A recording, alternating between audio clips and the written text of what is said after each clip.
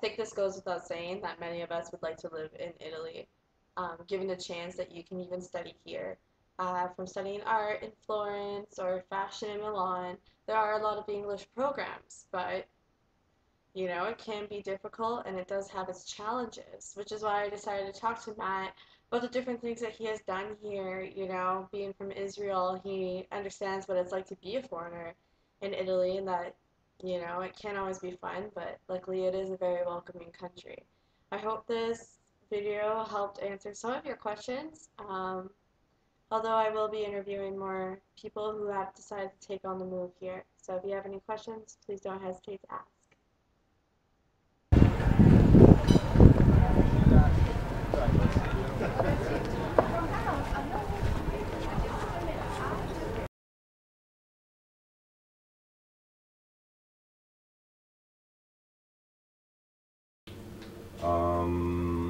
But we would go on some trips since I was little, but on my own, my first trip was to London when I was 18, like just turned 18 with some friends.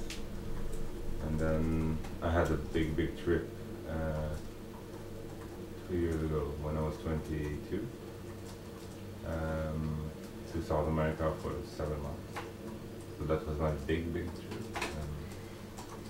Yeah. But I had a tiny one to London before. But the Galapagos Islands in Ecuador.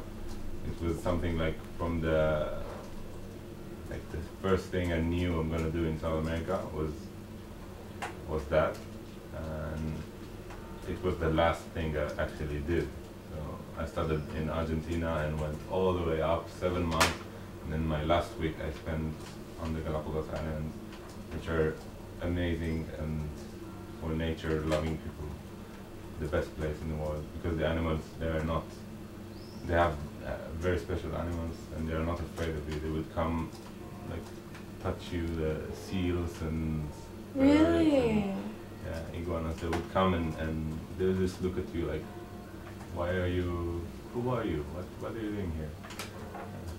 That is so cool. Yeah, it was maybe the best 10 days of my life over there. Amazing. Sounds amazing.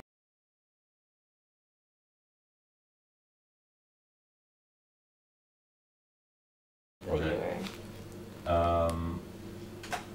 So I really wanted to climb the mountain in Bolivia or in South America, and I got to Bolivia and decided to climb a mountain, like on a whim. That's So cool. I found some tourist company and I'm like, I've never climbed the mountain, what do you need to do? And yeah, they gave me all the gear and a guide, and we just like decided on a day and went and climbed the 6-kilometer mountain, 6,000 meters, 100 actually. Wow. Which was amazing. It was so crazy. It was 3 days climbing, and the last night we climbed the whole night to get to the top on the sunrise, which was incredible. It's like the most beautiful thing I've ever seen. Yeah. That sounds amazing.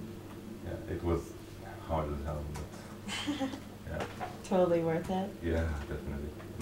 Never gonna do it again, but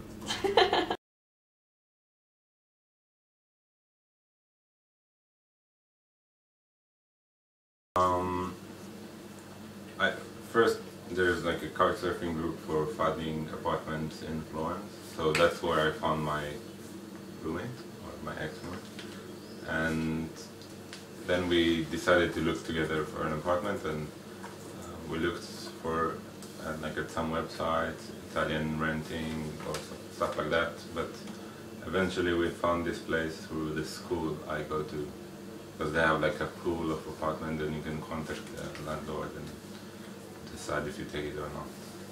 Okay, cool. And there's like a lot of resources that you can look into. Yeah, for Italy at least. That's good.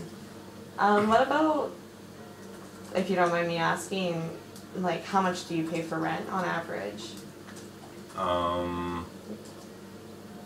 I pay 540, including expenses. So that's heating, internet, water, electricity, everything included.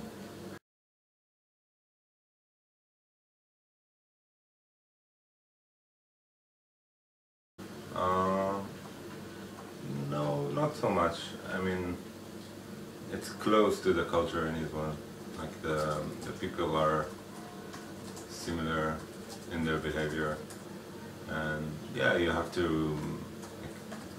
And they go out in like they dress in a different way. Their habits are a little bit different, but generally it's close. So it wasn't that much hard to adapt. Okay.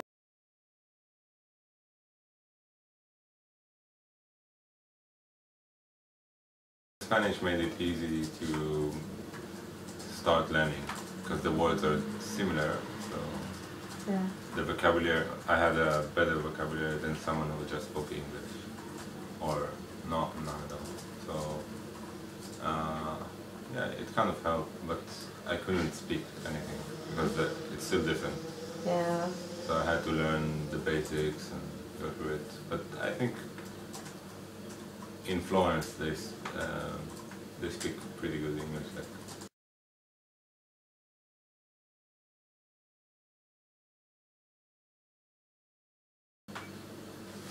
um, if you're gonna stay for long, then definitely learn the language.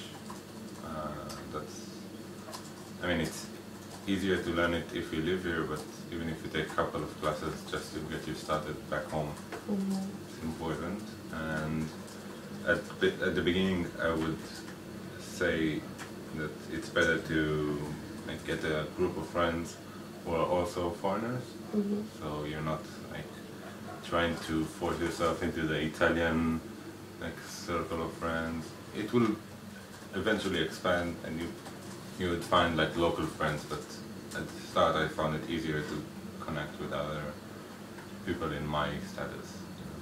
Yeah, no, of course, of course. Students, foreigners, Erasmus students. Yeah.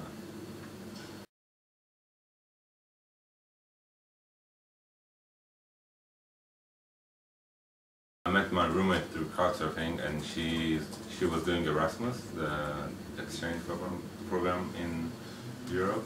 So from a university, she knew a couple of other Erasmus students from Germany, from Belgium. So we had like a tiny group of students, and